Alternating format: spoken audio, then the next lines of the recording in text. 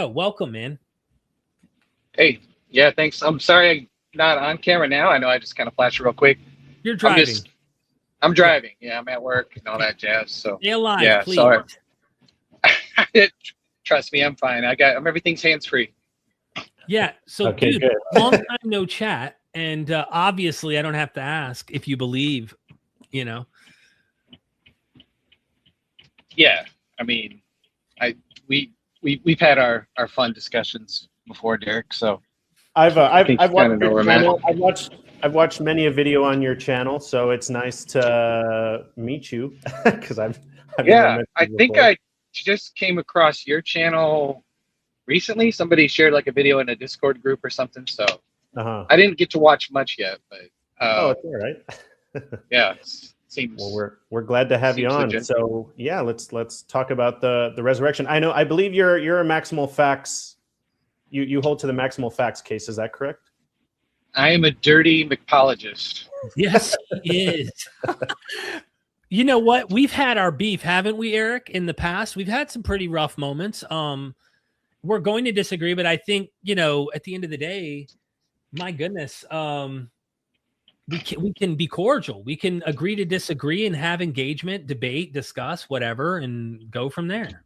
No. I'm going full Jay Dyer, Andrew Wilson Oh, on you. please I'm just don't. kidding. I'm kidding. Please don't I'm go. kidding. I'm kidding. I'm kidding. I'm kidding.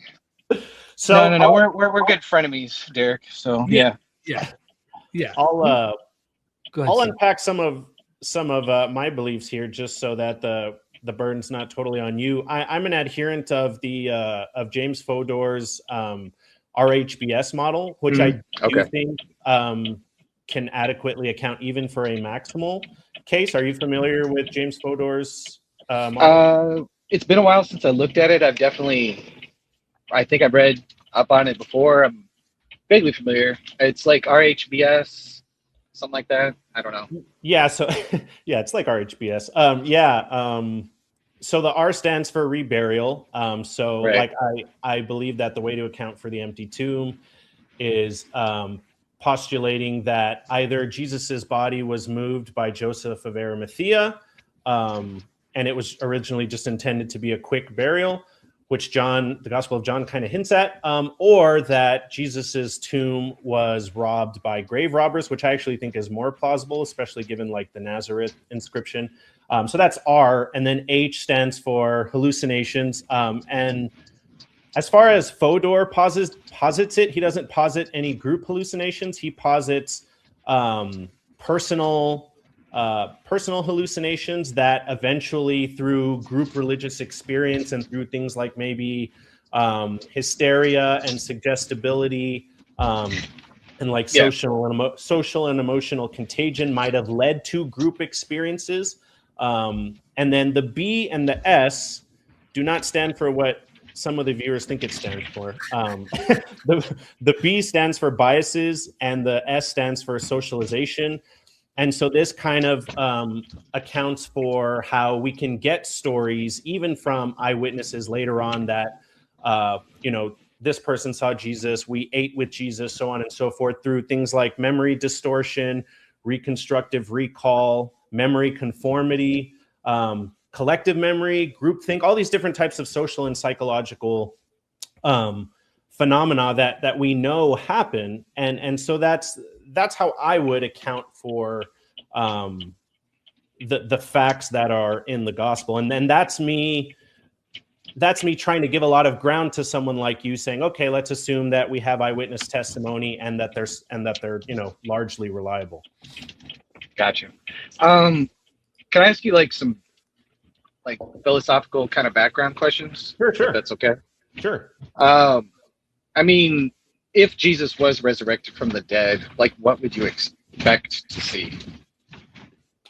If Jesus was resurrected from the dead? Yeah, well, I mean, maybe more to the point, and you could let me know if you're one of these evil Humians or something. No, I'm just messing with you.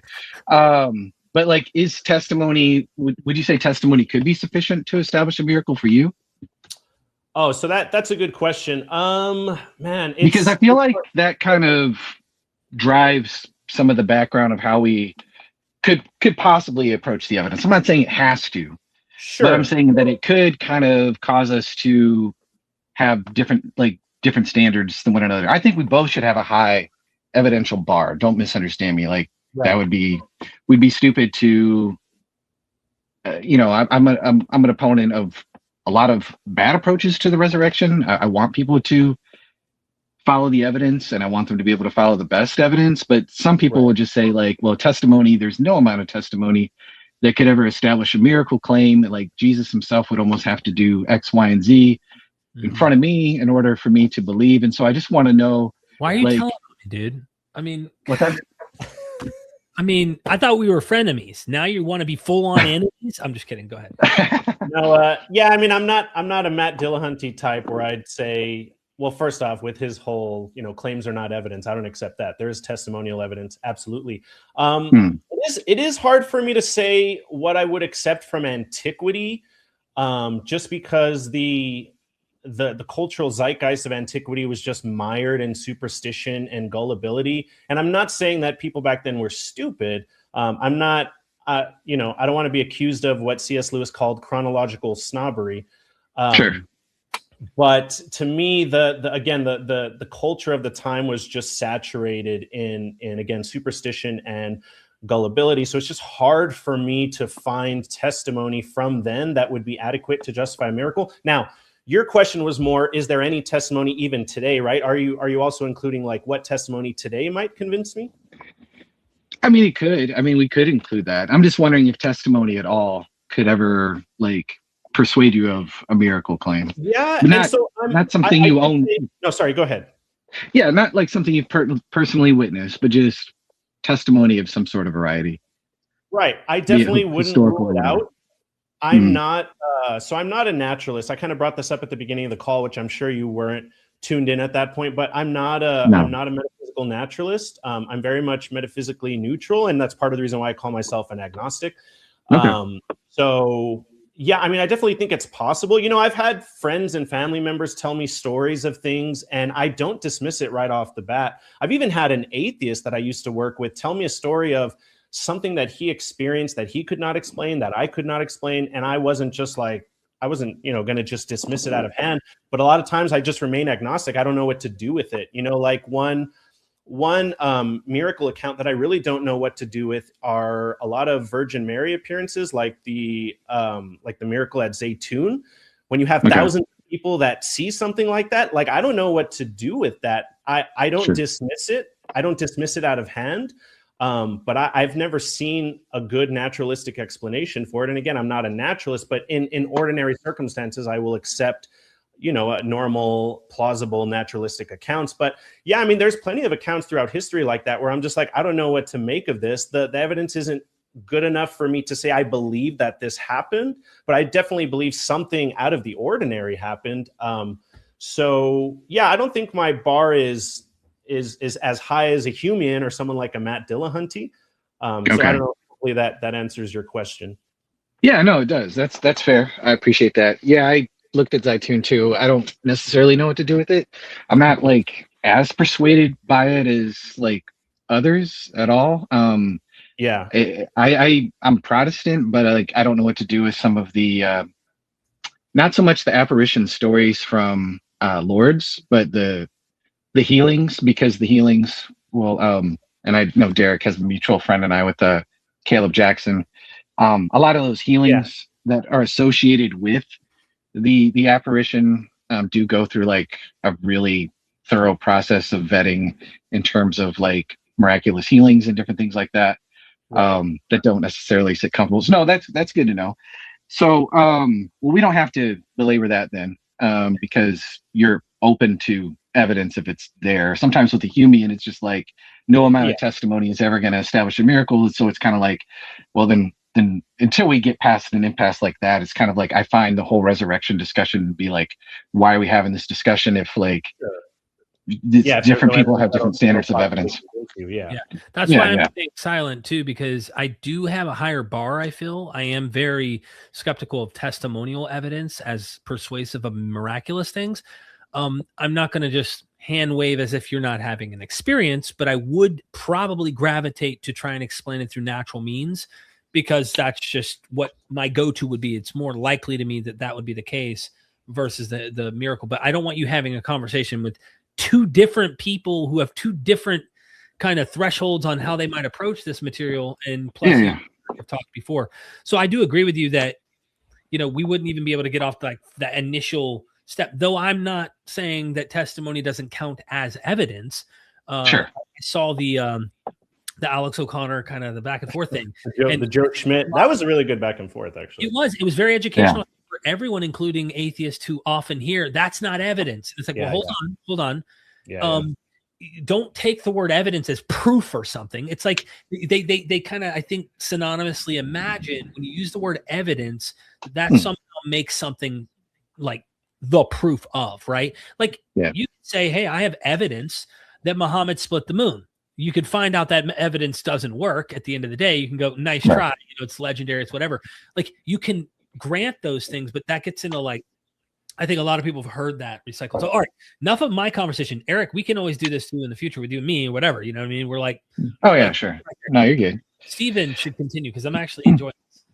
Yeah, no worries. Eric, if you want to pick up from where you left off, and yeah, that's fine. And so, and do keep in mind, I'm literally, this is my, I work part-time besides doing the YouTube. So I'm literally sitting at a school, just waiting for kids to get out. I work with like before and after school kids with a program with my church. So I mean, obviously you guys are rapping anyway, so I don't think we'll take all that time. But if you hear a bunch of kids come in, it's like, okay, that's my cue to go. Yeah, no worries. It's gonna be like 20 minutes probably at least. So we'll value you while we have you. Yeah, no worries. So we're gonna I guess and get killed. Did you hear that caller? What's that? No, I didn't hear any callers. Okay. I just kind of saw you were live, and I was like, "Resurrection, that's cool." Later, you'll see. But go ahead. Okay, yeah. So you said you hold to Fodor's model, and you think that it could cover a maximalist case. I think in that case, you would have to say that the writers necessarily weren't exaggerating. It was the witnesses who were mistaken. I mean, is that my understanding, or at least they were? I mean, there might be some exaggeration. I mean, I think even with a faithful historian, there's going to be some exaggeration. But yeah, I don't think I can make a case for legendary development that well with the maximalist case. So I think I would have to lean a little bit more on different types of cognitive and social and psychological biases and blind spots for that. Would you rather press it on what the Gospels actually are, or do you want to just stick with the model and just say that I can account for it with maximal data? It's like, because I think we're probably going to disagree mostly on what the Gospels actually are. But on the other hand, if you want to say I can grant that for you, and I'll still say that the resurrection isn't the best explanation, Fodor's got a better model that better accounts for the data, then we could do that too. It just depends on which direction you would prefer to go. I think we can go the latter option. The Fodor option? Okay. Yeah. So for me, I guess, how does that work? I mean, explain that, because from the details of the testimony, just granting the Gospels as eyewitness accounts, you have multi-sensory appearances that are group appearances. They're extended across time. They come by prior appointment, by just interruption. There's different times of day. There's soft-headed people, like, soft-hearted people like, say, Mary Magdalene. You have people that are more hard-hearted, and like Thomas or something like that. Sure. You have them extended across a period of 40 days, at least according to Acts, although we don't get all the details what all those appearances were exactly like. And so you'd have to kind of, I feel like the burden would be to show, like, psychologically how that is plausible, and then the willingness, I would say, and you could push back on any of this point. I'm thinking out loud, trying to play devil's advocate in my own head as I'm talking about, like, them with being this willingness to suffer. If it's like this, like, well, they weren't really that great, but then they kind of exaggerated, and yet they're still willing to suffer. And so, like, how does that work psychologically from you? I feel like that would be kind of like a harder burden. This is why I feel like the maximalist case doesn't really stumble across any of these arguments. The argument just goes, what are the Gospels? But anyways, I'm kind of rambling, so go ahead. No, you're fine. So I think a couple things. First off, one of the things I've mentioned throughout this live stream is, again, the individuals of that time were extremely superstitious, extremely gullible. And so I don't think that they had such a high burden to believe that they experienced the things that they believed. And again, I could cite, just to give an example, I have here a quote from Tacitus because I think it's a really important quote. And so Tacitus once relayed that. He said, quote, that everything gets exaggerated is typical for any story. All the greatest events are obscure. While some people accept what they hear as beyond doubt, others twist the truth into its opposite, and both errors grow over subsequent generations. And Tacitus is kind of relaying what I'm saying, which is that people just believed things without doing so much detective work. And so I would argue that the disciples were likely like that. And what can usually happen in religious settings like this is, let's say you have Peter and Mary that had a hallucination of, again, a personal hallucination, not a shared intersubjective hallucination. And then they come to the group and they tell people what they've seen. And if there was an empty tomb there, you have enough of a catalyst for, again, reconstructive recall, memory conformity, memory distortion, collective memory to take place over many years. And I think that we see signs of this in the Gospels because the Gospels, I think, are the most contradictory when it comes to the resurrection. They can't seem to agree on where Jesus first appeared to a group. You have a lot of obscurity and ambiguity over people not recognizing Jesus, which is really strange. It's really, really strange that some people claim to not have recognized Jesus as they were talking to him face to face. And again, you have some people doubting. Why were some people doubting? Again, that just opens up the door for me to this obscurity and this ambiguity. And so, did the disciples fall subject to social and emotional contagion just from two people having a hallucination? It's definitely possible. I think that we've seen religious movements get started with things like that. And so we have evidence that this happens, that these types of things happens. I don't know that I can give you exactly a concrete story of like, let's say how the Doubting Thomas story started. But again, I think that we know enough about sociology and psychology to understand how these things can happen. And I think even if we look, and again, you said you were rambling, and so now I'm sorry, I'm rambling, but no, you're good. We can even look at the Gospels themselves and look at something like the fact that some Jews came to believe that John the Baptist had resurrected. Herod even says that he believes that Jesus was John the Baptist raised from the dead. And so here we see that, again, the people of this time period, they didn't need amazing evidence to believe that someone had raised from the dead. They could just hear stories about Jesus and say, oh, that sounds to me like John the Baptist. I think John the Baptist has come back from the dead, even though you could go, John the Baptist's head was cut off, right? It just shows the cultural zeitgeist of the time and that it didn't take a whole lot for people to come believe these extraordinary claims. Well, I mean, I think the ancients had a pretty good understanding that dead people would tend to stay dead. And so, I mean, you mentioned John the Baptist. The only thing that we have from that was the one video of yours that I saw. I thought that was interesting. And I was like, ooh, I'll hit subscribe and come back to this guy. Oh, thanks. I appreciate it. but what raised some questions for me in that particular video was like the only place that we see that, and you can correct me if I'm wrong, if I'm misremembering something, is we just have Herod repeating something that he had heard and that something that he had believed. Herod was already, we know, probably if he's anything like his daddy, a pretty paranoid person about his power. He probably felt grief and guilt over being basically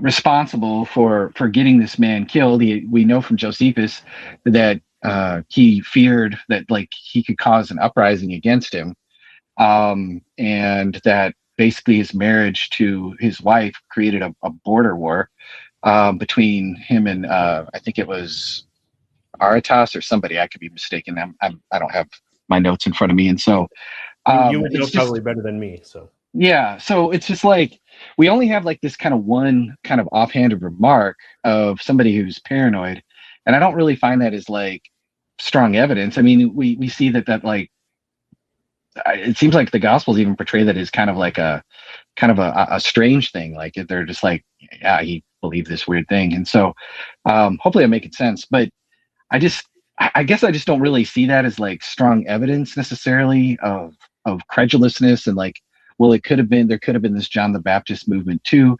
We don't have the kind of veridical reportedly appearances of John. We certainly don't have a movement of people that were willing to suffer on behalf of John appearances after his death or anything else like that. It just seems like there was still somewhat of a movement with John the Baptist. We see that even in Acts, people as far as Ephesus still, being familiar with them and following his teachings, but it's not, the same. It's not on the basis of any sort of miracle. They just believe that he was a prophet. And so I don't know if I find that particularly like strong. Yeah. And so, I mean, I understand what you're saying. People could have been more credulous or different things like that in ancient times. But on the other hand, like they're familiar with death. They're more familiar with death than we are, in the sense that like there's a higher mortality rate, younger mortality rate. Like they don't just pay somebody to bury their dead. They usually do it themselves, and on it goes. And so I think that they still had a pretty good understanding that dead people stay dead. And I think that's why that explains some of the earlier like doubts and different things that you even mentioned in the Gospels, is that like, this is kind of a hard thing for them to believe. So anyway. Yeah, no, I think you brought up some good points. So if I can address them. So first off, it wasn't just Herod. There's a couple different passages, actually. There is one passage where they talk about Herod specifically believing that Jesus was John the Baptist, but then there's another passage, and I don't know the, you guys that are watching can look it up. But yeah, where Jesus says, who do people say that I am? He says, who do the people say that I am, right? And what's interesting is they name off some Jewish prophets like Elijah, and then they say, and some say that you're John the Baptist. So it wasn't just Herod. Apparently there were whole droves of people that believed this. And the other thing, and so what this demonstrates is that you could have large groups of people, and again, I don't know how large, but more than one person seemingly in antiquity that could come to believe on what seems to be very poor evidence. They could come to believe that someone was raised from the dead on not very good evidence. And the other thing that I'll say, and then I'll let you answer, is what I found interesting was you're giving reasons for why Herod, you were almost kind of psychoanalyzing Herod for what it would take for him to come to believe that John the Baptist had resurrected from the dead. And that's basically the same thing that I'm positing for the disciples, right? Sure. We can posit what are known psychological and sociological commonalities that might apply to someone in the disciples' position, just like you were doing with Herod, right? Like you're like, we can account for why Herod believed Jesus or John the Baptist was raised from the dead, because look at his psychological state, and look at these, he was feeling grief over, over the things that you mentioned. So, I think that's kind of a double-edged sword. Yeah, no, I'm not saying that we can't psychoanalyze to a certain extent, or at least try to from our armchair a little bit. People that have been dead for 2,000 years. So I'm not saying that like you can't do that or that's not fair. I'm just saying in the case of like the John the Baptist, we just don't have any details of any of the testimony whatsoever. Right. We know that they could have believed that somebody was resurrected from the dead. And I don't use the N.T. Wright, William Lane Craig argument that like this was just so unprecedented and so unexpected. I do think that they tend to oversell that evidence a little bit. For the very reason that you bring up, like 100%. I don't think that that's like a very strong argument. What I would go back to is like the details of the actual testimony, and like what we have for John the Baptist is like weaker than what we would even have for like, say, a minimal facts case for the resurrection. We just have some kind of early belief that's stated by Herod and maybe some of John's followers who are completely unnamed. We don't know anything about the details of like what they would have experienced or led them to that particular belief, other than they see Jesus performing apparent miracles, and they're not sure how to explain that. And that could be explained also as just them thinking like, well, he has the anointing of John the Baptist or the anointing of Jeremiah. I mean, they did kind of see, I think there is an argument that you could make that that's how they may have saw these things. It's not decisive either way. And so like, it's a parallel. I just don't find it to be like a particularly strong parallel other than to show, well, yeah, ancient people could believe weird things. Well, that's something that we know. Modern people can believe weird things today. I mean, so I just don't think it gets us down the road very far. Yeah, and I wouldn't base my entire argument against the resurrection. Right, the RHBS model is not. The B doesn't stand for Baptist. And any, and it's just a slight parallel, as you said. Like, you can't push it too far, and I'm definitely not. And what you said is correct. Like, the gospel accounts give us way more insight into what led to the belief, or what could have possibly led to the belief in Jesus's resurrection, that we don't have for John the Baptist. So I agree with you there. We can only push the analogy so far, but I do think that it adds to our background knowledge significantly, because it demonstrates to us that it was extremely plausible for first century Jews to believe that someone had resurrected from the dead based on not the best evidence, especially because, again, John the Baptist did not have an empty tomb like Jesus, as far as we know, so it's just, I think it adds to our background knowledge, and it's part of a cumulative case. Sure. Yeah. I would agree that the prior can you still hear me? My headphones. Okay. All right. Yeah, every now and then they're acting like they're turning off, but they're not. I don't know what the deal is. Anyways, I think that the prior probability of any kind of miracle, initially is going to be low, because people are often mistaken because of credulousness, because people tend to lie about these things or whatever. And so what we have to do is we just have to go to specifics to the details of the testimony. And so what I would probably go back to is if I just use, say, John's gospel or Luke's gospel, I would say those kind of details that are in there, we could throw out the other two gospels just for like the sake of argument. Not that I would, but like the kind of details that are in there are the kind of details, at least some, would be very difficult to be mistaken about. And I'm going to say that Luke was actually a traveling companion of Paul, that he actually was in Jerusalem in Acts chapter 21, where it says all the elders were present, which I would presume is referring to apostles, which would also include James, is mentioned by name there. And then, of course, you have John, who specifically claims to be an eyewitness, apparently would have been present at the whole appearance to, say, somebody like Thomas, or the seashore appearance. I know Derek's mind is going, no, none of that happened. Well, I'm not going to rudely interrupt. So that's legendary. The 153 is symbolic. No, I'm just kidding. But anyways, and so like I would say, like you'd have to sit that. That's like a really weird social contagion. If John is a witness, then he has to be embellishing like those details at that point. Do you understand what I'm saying? Like I feel like if you put John in there, and even Luke, because of just who Paul was associated with, it's like some of those details are difficult. Yeah, sure. There's the road to Emmaus. Cleopas, they don't recognize him at first. I don't know. Is Jesus doing some sort of like weird lesson at that point? Like what's going on? But then there's other appearances where it's less likely to be mistaken. If he's talking to Peter, and has access to Peter and all this other stuff, then they're able to pick up this testimony and report it as best they know it. Right. No, and I appreciate your point of view here. I think I think that sociology and psychology can easily rise to the challenge of things like this. Like, I don't know how many cases you've studied of things like mass hysteria or memory distortion. Like, take a case, and take a case like the Salem witch trials, right? Where you have people coming to believe that they've witnessed witches doing certain things. Now, you did have people in the Salem witch trials. Some of them were lying. Some of them were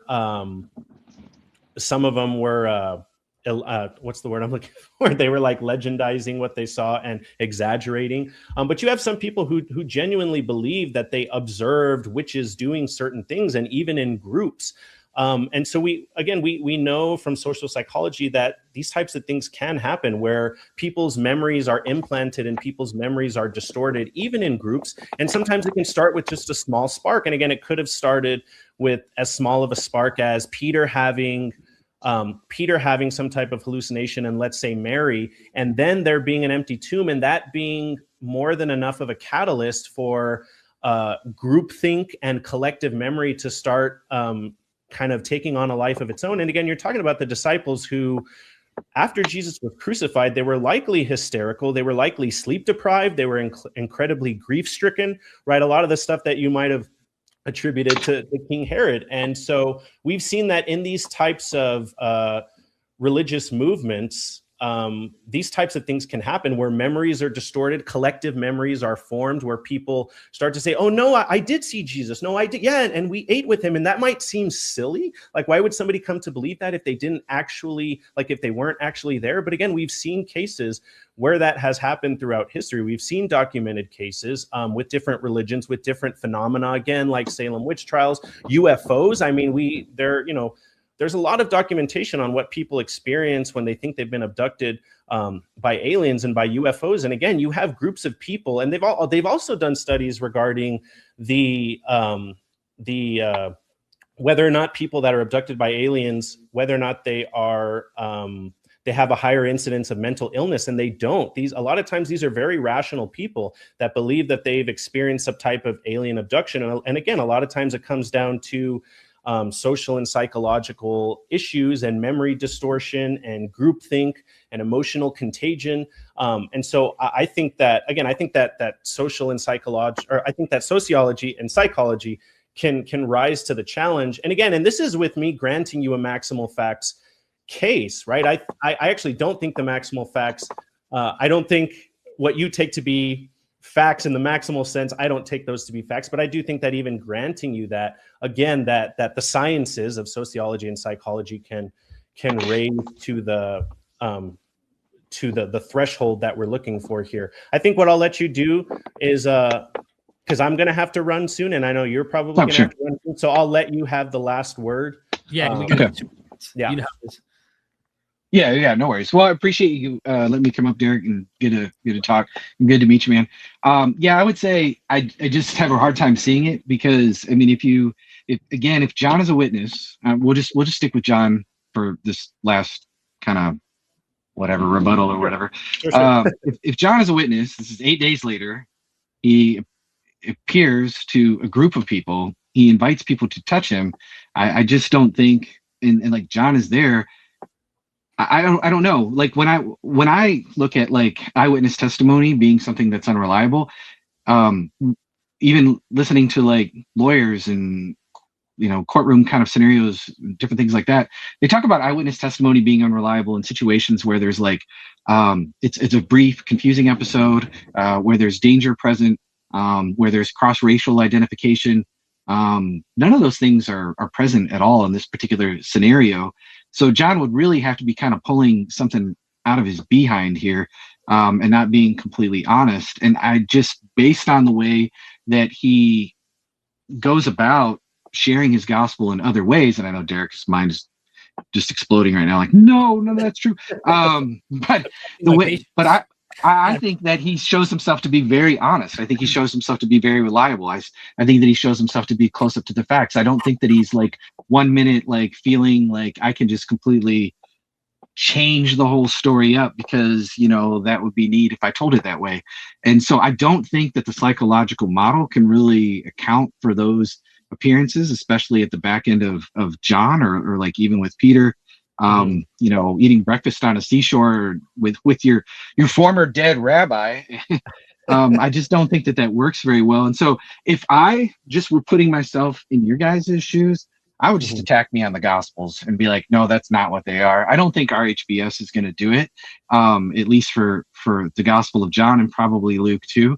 I would probably just say, no, those are just embellished statements by authors who were written long after the events that were anonymous. They weren't witnesses, and it's just a mix of fact and fiction. And I think that would probably be a stronger approach than Fedor's approach. I don't think it works either, but that would be a whole other stream maybe in a future time or something. I hope you guys continue to do these, and For sure. because I've been trying to do the call-ins myself, and I know it can be weird at times and frustrating, and then also fun. And so it was a good chat, and I'm glad we got to. Yeah, it was a great chat. It was nice. This. Like I said, it was nice to meet you. I appreciate the discussion. I've been watching your channel for a while, so I think at one point I was going to call into Michael and Than's when you were there. So maybe at some point in the future I'll do that as well. But it was nice to meet you. Thanks for the discussion, and I look forward to correspondence in the future. Yeah, awesome, man. Yep.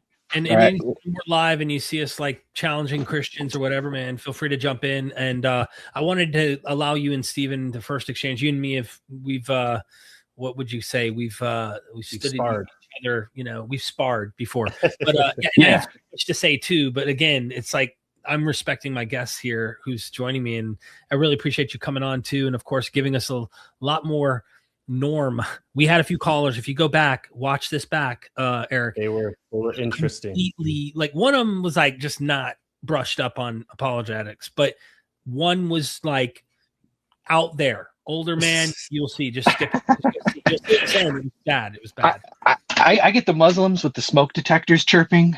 So, and then they have no idea what they're talking about, and I can barely understand them. So I totally can sympathize. So, all right, guys. Well, appreciate it, man. Have a good one. Yeah, nice to meet you. Drive safe. Yep. Take care.